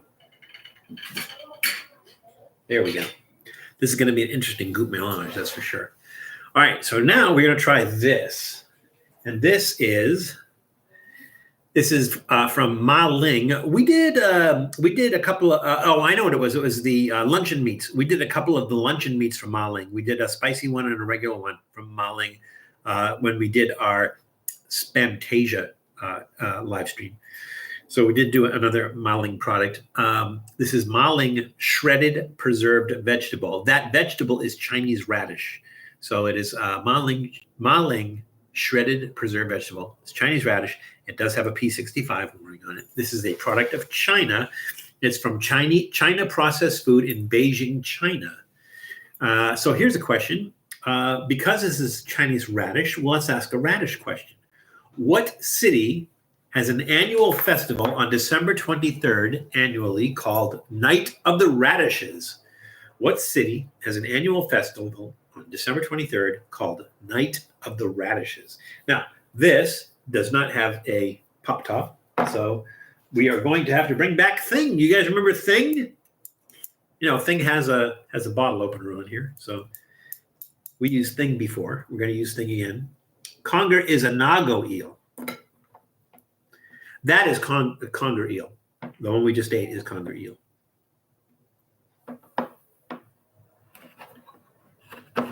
That always throws people when you go to a sushi bar and you say, do you want unagi or anago?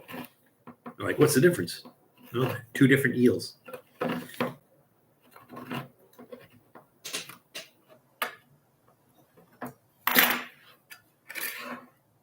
What is Dude's favorite snack? And I have to say these, you know, unless it's something he's not supposed to eat, like something he eats off the floor.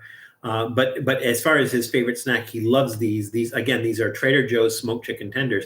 And the good thing about this and the good thing about feeling good about being able to give this to your dog is that the only ingredient in here is chicken. So they're smoked chicken tenders. That's all. That's the only thing that's in here. So essentially, it's a chicken jerky. That's essentially what it is. Now, if you were to eat one, and I've always taken pieces of the meat. I'm not going to do it in front of Doodle right now, so it's really going to piss him off. But if you were to taste it, it has the texture of a jerky, but it doesn't really have the flavor of a jerky, and that's because there's nothing else added to it. So there's no salt, there's no tomato, there's no vinegar, there's nothing else added to it. It's just chicken. So I mean, you do get that chicken flavor immediately, that chicken breast flavor immediately. But although a chicken tender is not chicken breast, I think a chicken tender is like chicken tenderloin, if I'm not mistaken. Somebody would have to correct me. All right, this looks like a little bit like bell pepper. And if I can show you that, you can see that. A little bit like bell pepper, maybe a little bit like cactus. Hi, Doodle. Doodle, I can't get you food. Look, I will give you one more piece of small snack. That's it, though. One more small piece of snack. But that's it. Then you won't eat your food. You can't just fill up on snacks like I do. But they expect me to do this. All right, that's it. That's all you can have, okay? Doodle, the Prince of Dogmas, everybody. Then I have another one of those plates. Yeah, let's see. I'll have to put it on this one. This one I'm just going to use a fork. And it does look like there's some sort of pepper on this. Let's see, the ingredients are Chinese radish, chili powder, salt, spices. Shelf life, 3 years. I could put this back on the shelf for 3 years. Where's my fork? Oh, here. There we go. So we're just going to eat it like this. It looks like it's cooked.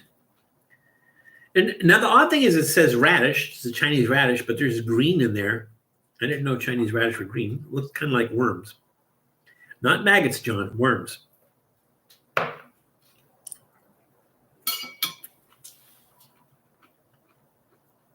Ooh, nice texture.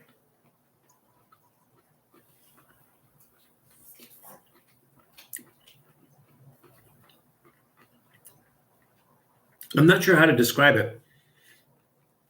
It's not mushy, but it's also not like, how would I describe that? That texture is like, Maybe like a green bean texture. Like not like a cooked green bean texture, like a fresh green bean texture. Really interesting flavor. It says radish, but it's not like a really strong like radish flavor, like horseradish or even like the little red radishes, or that really strong flavor. This one doesn't. It's nice with the amount of pepper, of chili pepper that they use. It's not like overly spicy, but it has a nice level of spice. This would go really nice. Like throw that in a salad. Throw some of that in a salad. I think it would be really, really nice. You know, if you don't mind the Proposition 65 warning. I like that, and I'm going to give it a thumbs up. Maybe not an enthusiastic thumbs up. It's kind of okay, but it's a really interesting texture. Has a fresh kind of almost like a green bean taste. And like I said, I would definitely put this in a nice level of heat. So yeah, thumbs up. I would put this in a salad. I think it's probably the best thing for it. Now, question is, what city has an annual festival on December 23rd called Night of the Radishes? Although it sounds like a horror movie, doesn't it? Ice Hand said Oaxaca City. Portmanteau said Oaxaca. Janice said Oaxaca. It must be Oaxaca then. It is Oaxaca, in fact. Oaxaca. They probably don't call it Night of the Radishes. They call it whatever Night of the Radishes is, like Noche de los. I don't know. Let's find out. What is radishes in Spanish? We can do that because we can do that. Okay, so we're going Spanish to English. Oh, you're never going to believe what. Oh, that's why. Never mind. Oh, okay. It's rabano. Rabano so most likely in Oaxaca they're calling it Noche de los Robanos. That's what it is. Night of the Radishes.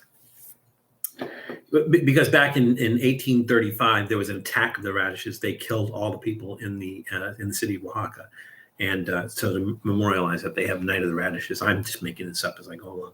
All right, so we are, let's see, 2 in from the break. Yeah, 2 in from the break. All right, let's try these. A lot of stuff in cans today. All right, and again, this is upside down. So here's the can right side up, and here's how you open it on the bottom. Ooh, what is this? It looks like a Proposition 65 warning. This is Furn-Yuo. I'm not sure how to pronounce that. Y-U-O. Furn-Yuo. Braised. Oh, hi, Doodle. Furn-Yuo braised bamboo shoot. Product of Taiwan. This is from Ding Foods in Taichung City, Taiwan. And it is bamboo shoots, braised bamboo shoots. Let's see if they put anything else in here. Bamboo shoots, water, sugar, salad oil, salt, soy sauce, chili sauce. Everything's got chili in it. Rice vinegar, salt, then some chemical kind of stuff. Sesame oil. Huh, interesting. Contains sesame and soybeans. Okay, so let's go ahead and try this. And our trivia question is, because again, this is bamboo shoot, right? What effect does natural enzymatic browning and lignification have on bamboo shoots? Again, what effect does natural enzymatic browning and lignification have on bamboo shoots? It's a fancy way of saying something very simple.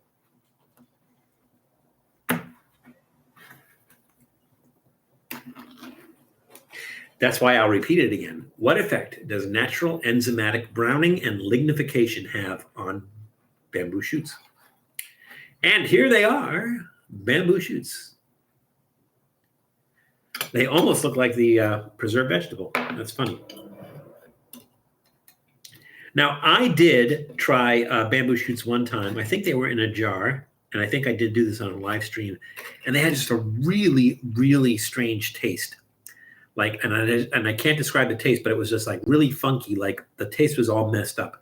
And it turns out that the reason that it had a messed up taste is because they used Szechuan peppercorns as the pepper. So what Szechuan peppercorns is, they do deliver heat, but they also have this numbing effect.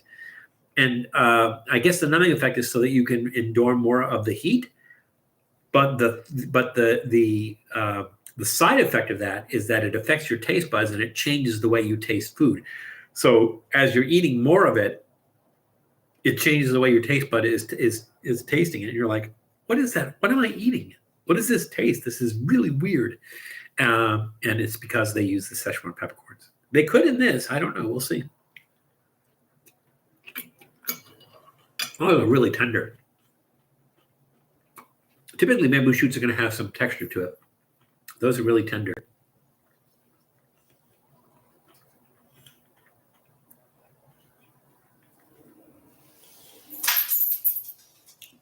Do you like sea snails? No, by sea snails, I assume you mean like whelks or conch. I've had both whelks and conch, and I think those are and periwinkles. I've had periwinkles as well, and I think that those are all considered sea snails. So yeah, I would say yes, I do. There's very few seafoods I don't like. And I think the one thing I don't like, and I don't know if I'm going to be able to find it, for these are a few of my least favorite things, but sea squirt. Have you ever had sea squirt? So remember, we're 97 away from 6,000. And once we hit that 6,000 mark, it's going to be, these are a few of my least favorite things. I'm going to see if I can get sea squirt. Really interesting, really light. Also, this would go good in a salad. I don't know what else you would use this for. Maybe put it on top of fish. Like if you're making fish, put that on top of that. I don't know that there's a reason to put that on top of beef. It's not sturdy enough to put on top of beef, but like I might put this on top of fish. Like just serve it on top of fish. I think it would be a nice additive and everything. Really nice flavor, light on the capsaicin, light pepper flavor. That's really good, and that's going to get a thumbs up. I would not use these together because they're very, very similar. This one I think is a little bit crispier. I mean, crispy, like more teeth to it than this one. They're both very good. Okay, so the question is, what effect does natural enzymatic browning and lignification have on bamboo shoots? So Portmanteau says it turns brown. Yeah, I'm going to say that's yes. Icehand says turns them into clowns with tiny little clown shoes. No. So the thing is, it does turn them into clowns, but with the big gloves instead of the clown shoes. It gets slimy. I don't think that's the case. So things that do turn slimy like that when you cut them open would be like cactus pads. They do, and okra. They both do. So like if you've ever cooked with them and you've kind of chopped up the cactus pad or chopped up the okra and you start cooking with it and you get that snot in the pan, they get slimy. So that is the case. Ice Hand's answer is better. It is better. I love that answer. I heard conch delicious is delicious. I'd love to try. Yeah, I've had conch fritters and conch chowder. So in what is that farthest point south in the U.S. in the continental U.S. It is Key West. Key West. I have had conch chowder in Key West, and I can't remember. I think it was somewhere in the Caribbean, like St. Croix, where I've had conch fritters, and very good, very delicious, very, very good. So Ice Hands does have a really good answer. It's not that close to being accurate. Portmanteau's is more accurate. It turns brown. Actually, it turns black. So bamboo shoot, banana flower, lotus root, and avocado. They all have avocado turns more brown than black, but it's the same effect on all of them. It's oxidation. So the effect that it has on bamboo shoots is darkening as a result of oxidation. So browning is good, but it is a darkening as a result of oxidation. So if you cut these things and you're not cutting them and immediately putting in water, like a salt water or something like that, you're just cutting them. Some people cut them under running water, but if you just cut them, as soon as the air hits them, they start turning black. So lotus roots, avocado, obviously bamboo shoots, and banana flower. they'll all do that. They all start to turn black as soon as you cut into them. So, there you go. All righty. How many snacks we got left? I think we got one or two. And how we doing on time? Well, we're great. We have plenty of time. Yeah, we have one snack left. Plenty of time for goût mélange. Let's see. I'm running out of space here. All right. So here is our final one. And yes, it does have a P65. This is Huang Fei Hong spicy peanuts with dried shrimp. It says dried shrimps. You know, more than one shrimp is shrimps, I suppose. But shrimp is okay too. Huang Fei Hong spicy peanuts with dried shrimp. This is a product of People's Republic of China. The Huang Fei Hong product line was created in 2000 by Yantai Xinhou Enterprise Foods, founded in 1992 in Yantai, China. Here is a good question. Where are peanuts thought to have originated? Where are peanuts thought to have originated? What is your favorite dessert? My favorite dessert. See, I'm not a big dessert person. What is my favorite dessert? I have to think about that. I don't know. What's my favorite dessert? I would say my favorite cake is like angel food cake with strawberries on it. That's my favorite cake, but I don't know if that's I would say it's my favorite dessert. Do I have a favorite dessert? I don't know. Maybe affogato? I like affogato. I don't know. I have to think about that. I should have an immediate answer for that, but I'm not a big dessert person. Ooh. It has like a low tide smell. When you first open it, it dissipates pretty quickly. It's probably in the house now. Yeah, it dissipates pretty quickly, but when you first open it, you get that whiff of low tide from the shrimp, I think. Oh, these are some funky shrimp. They're not even the little tiny ones, and they still have heads on them and everything. Oh, this is going to be fun. Oh, they're shrimp heads, mostly shrimp heads. Look at this. This is weird. And you can see it still has the eyeballs in it. You see that?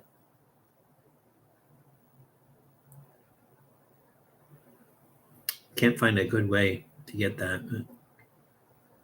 Still has the eyeballs and the little antenna on it. That is messed up. All right. What does this have in it? Spicy peanuts, right? So it should have some sort of... Oh, there's a whole shrimp. There's the whole guy. Peanuts, dried seasoned shrimps, dried shrimps, boiled shrimp, fried shrimp, shrimp scampi, shrimp gumbo, sugar, sesame, salt, monosodium glutamate, scallion, spice, chili, soybean oil, Szechuan pepper, salt, monosodium glutamate. Contains shrimp, duh, sesame, peanut, duh, and soybean product. Imagine that. They have to tell you, caution, this spicy peanuts with dried shrimp contains shrimp and peanuts. So be careful. All right, here we go.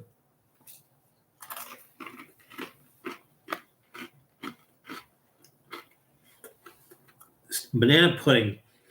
Is that with vanilla wafers in it? Portmanteau? Banana pudding with vanilla wafers in it, right?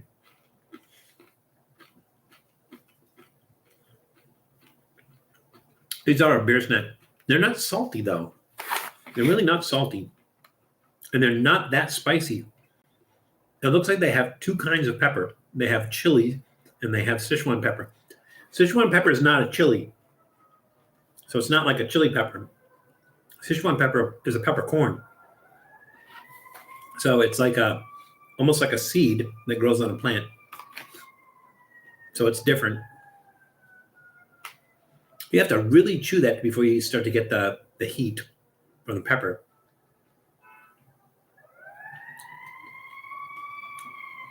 Even though I got that initial smell from the shrimp, it doesn't have that really strong shrimp taste. And I'm sure you guys have run into this, especially if you've had shrimp a lot, is that occasionally you'll get shrimp that's kind of ammoniated, like the shrimp is starting to go bad.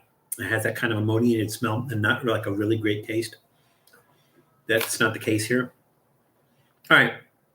So the thing is, on this, the Szechuan peppercorns come in afterwards, and so you start to get that numbing effect from the Szechuan peppers, but you get that at the end, which is really weird. And that time it tends to numb the heat. And then you can't trust the flavors after that. So again, once the Szechuan peppercorns kick in, you have to stop trusting the flavor because of what it does to you, to your taste buds. And then it sits there. It sits there, and it's almost like a chemical reaction on your tongue. It's kind of odd. These are pretty good, except once the Szechuan pepper kicks in. So they're really good until the Szechuan pepper kicks in good, and then they're weird.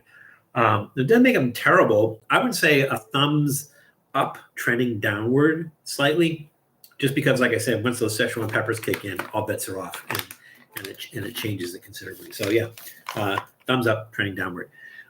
Where are peanuts thought to have originated? Let's see.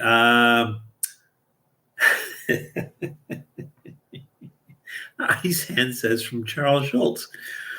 I can't argue with you there. Eli says the ancient city of Peanut Quad. Sometimes these answers are just much better than the truth. Dry shrimp are good with some and hot sauce. Well, there's sort of like hot sauce in there. There's chili and Szechuan peppercorn in there, so you don't really need a hot sauce with that. But lime.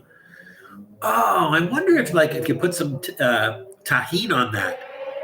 You put some tahini on that. That'd be nice. Yeah, that's a good idea, Eli. You're gonna try that later. I'll put some tahini on that. See what that does. Exactly like that. My family doesn't like banana Jello pudding, not the instant kind, and a layer of glass bowl. Okay, vanilla, not banana. Okay.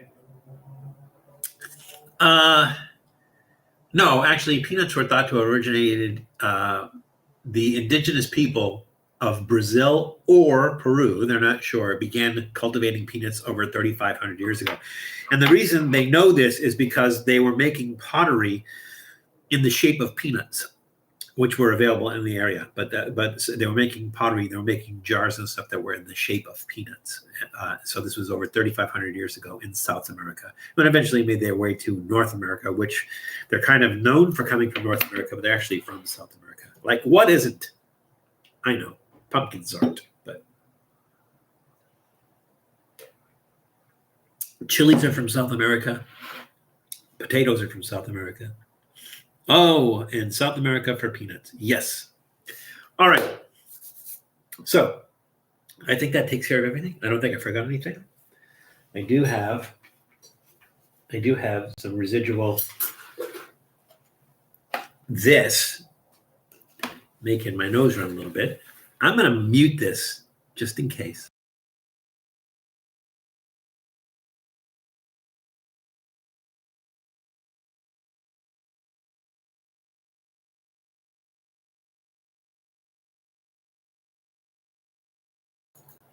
You don't need to see and hear me blow my nose.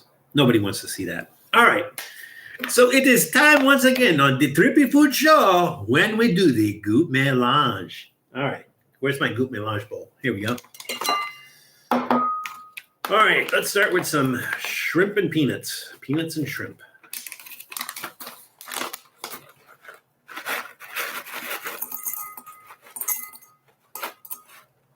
See, look, a little Szechuan peppercorn.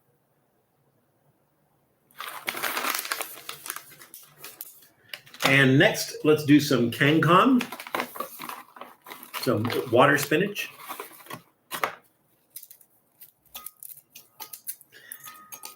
I feel like I should put a Proposition 65 warning on this gout mélange. But I'm fresh out of stickers. This is really tasty.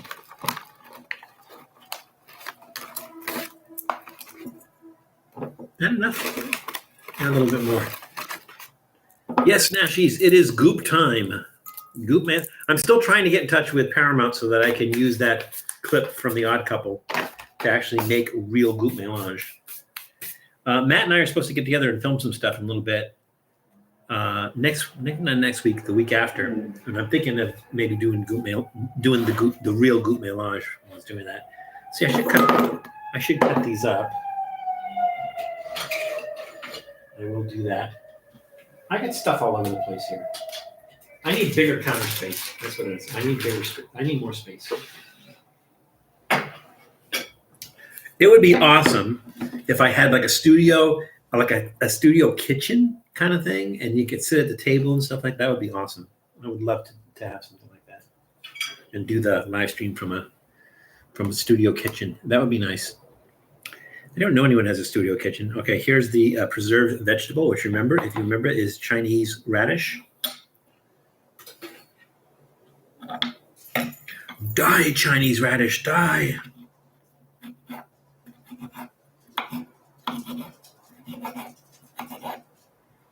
Really different than what we think of as radish.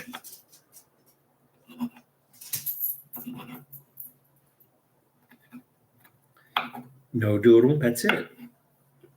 You had 3 rounds of snacks. And granted, they were small pieces of snack, but still. Otherwise, you're not going to eat your food. I know you. You're just going to fill up on snacks, and then you won't eat your food. You can't have that. You have to eat your food. Otherwise, you won't be a healthy little dog. Bamboo shoot time. Let's do bamboo shoots.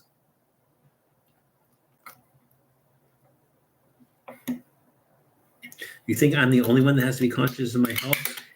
And he's like, no, I see what you eat. I'm watching you eat. Heard the sirens in the background. I thought it was culinary police coming to bust you for multiple goop violations. The goop mélange is legal in California. Not a lot of other states, but California, yes. Actually, California has very restrictive laws when it comes to food. Like, for instance, you cannot eat anything that you get at a pet store. So you can eat guinea pig if you buy it from a breeder who specifically makes it for food, but you can't go to a PetSmart or a Petco and buy a guinea pig and eat it. It's illegal. You can't eat anything that looks like a horse. So horse, donkey, mule, zebra, you can't eat that in the state of California. You can't eat black bear in California. There's other states you can eat it, but you cannot eat it in the state of California. So yeah, really weird like that. All right, what am I missing here? I am missing, my lotus seed salted egg yolk cake. That's going to throw this off a little bit. Where did my knife? Oh, here we go.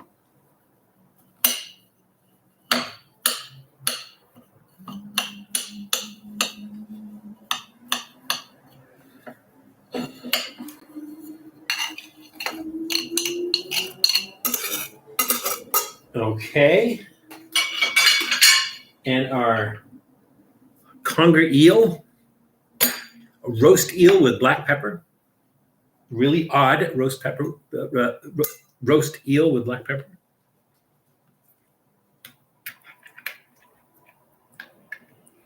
Kind of odd texture. The little just going nuts in the bottom corner. Yeah, well, the thing is, I feel bad for him. He smells food and he thinks like, how come I can't have some of that food? Well, because like it has stuff in it that's bad for dogs, right? It has onion and garlic and stuff like that in it. Stuff that would kill a dog. Not kill a dog, but make a dog very unhealthy, very sick. I don't want you to get sick. For 2 reasons. 1, I care about you very deeply. And 2, I don't want to have to clean up after you. I will, but I don't want to. No seahorse or horseradish either. No. Or seahorse radish. And I think last and certainly not least, the fried gluten with peanuts. I'm getting stuff all over the place. And I've just glutenized myself. I have gluten juice in my keyboard now. All right, here we go. It's inevitable.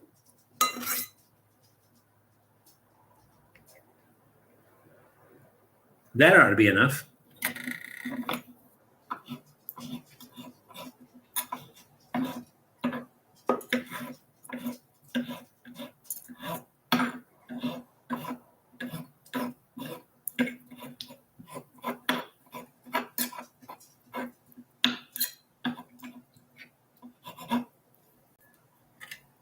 So weird, this gluten thing, this wheat gluten thing. And how dangerous. Well, there's no peanuts in there. I got to grab some of the peanuts. There's the spicy peanuts, but not these. These have the texture of boiled peanuts. So if you've ever watched the episode, Julie and I, when we were in Virginia and we got the boiled peanuts, that's kind of what the texture of this. I've got this, like, this stuff is all over the place. This is ridiculous. All righty, here we go. Did I think I forgot anything? I think that's it. Let's mix this up.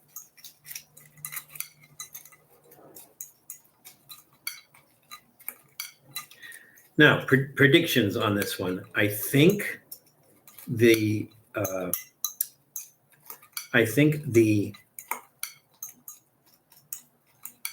lotus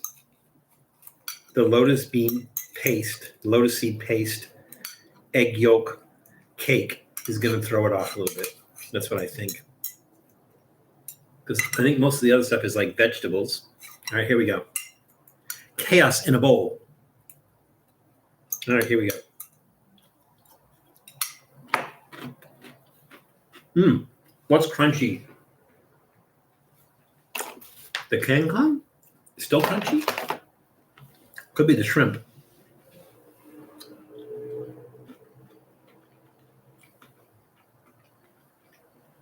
This is vegetable forward. So the preserved vegetable, the shredded radish and the bamboo shoots are the prominent textures and tastes here.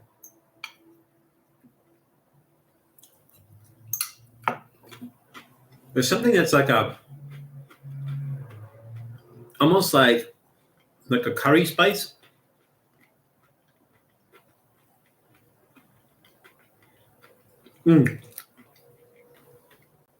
Speaking of curry and spice, I don't know if you guys saw the episode that I did. It was a suggestion by Janice Yamanaka to do the golden curry, which we did. And the grocery store could only find mild and medium. But last night, when I was at 99 Ranch Market, I found extra hot. Now, the difference is that the sauce is already made, so it's in a packet. So I have to slow cook the meat. I have to have the meat cooked ahead of time. I'm going to add the sauce to the meat.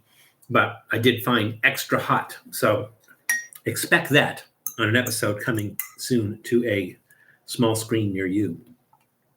Not bad. That cake isn't strong enough to impart any kind of sweetness to this.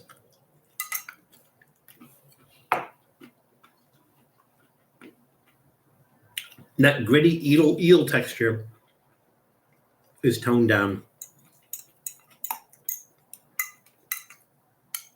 So you get some crispiness from the shrimp, some from the Kangkong,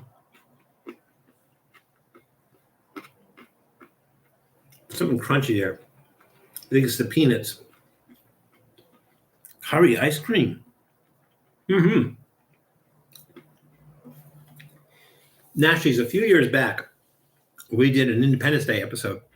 And for that Independence Day episode, we did John Adams' favorite flavor of ice cream, which was oyster ice cream. And it sounds horrible. It sounds horrific. It was actually really, really good oyster ice cream. So I'm going to find that for you guys.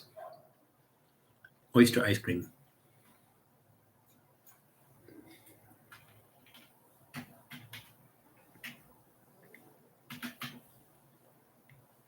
And let's see. Yep, there it is. Okay. Whoop, there it is.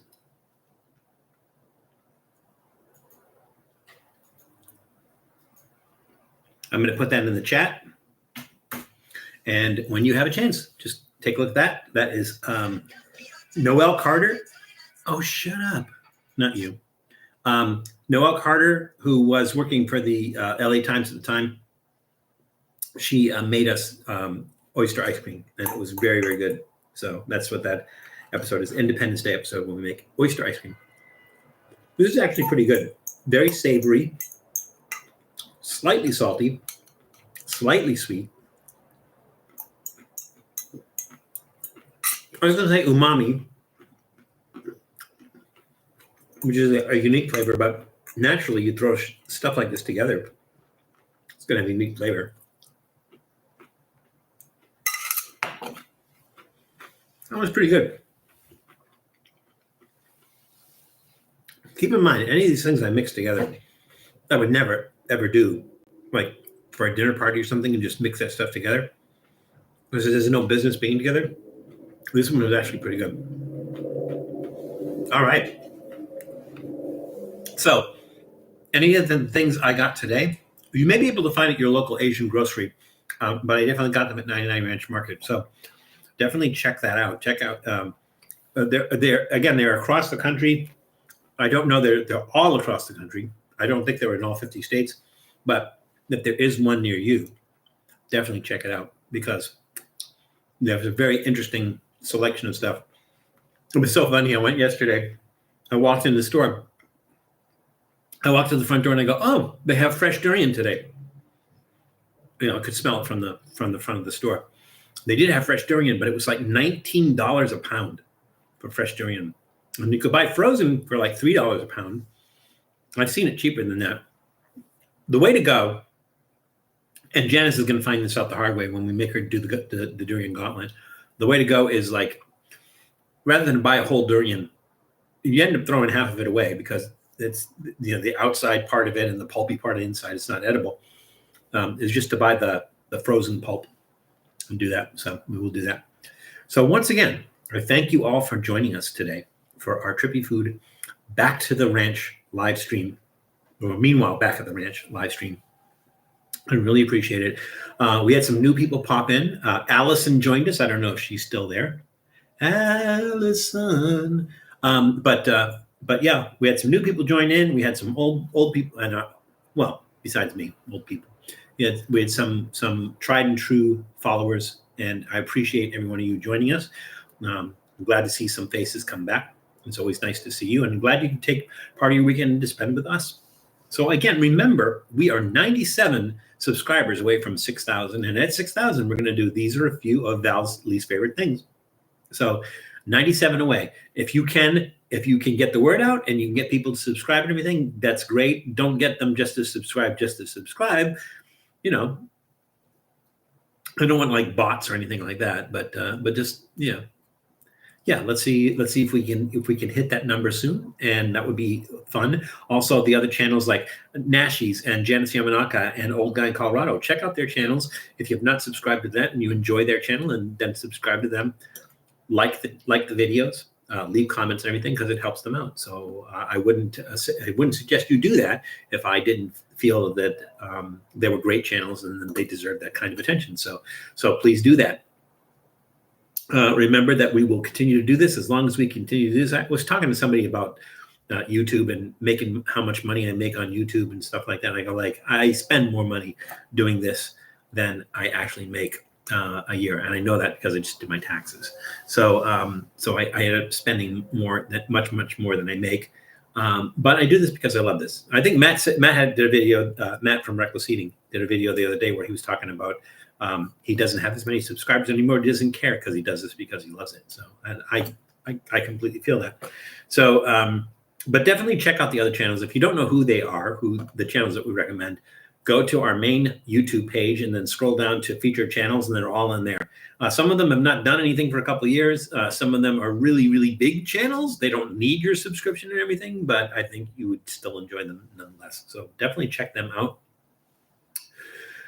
And again, thank you once again for joining us. You are a great community. I couldn't ask for a better, a better live community than you guys. And I mean that sincerely. I look forward to meeting with you guys every week and entertaining you and having you entertain me. It's a lot of fun. I love talking with you guys, and I really appreciate you taking time out to make it part of your weekend. So thank you so much.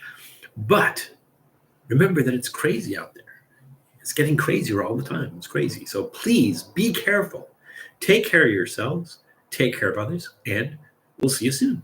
Bye, everybody. Have a great rest of your weekend.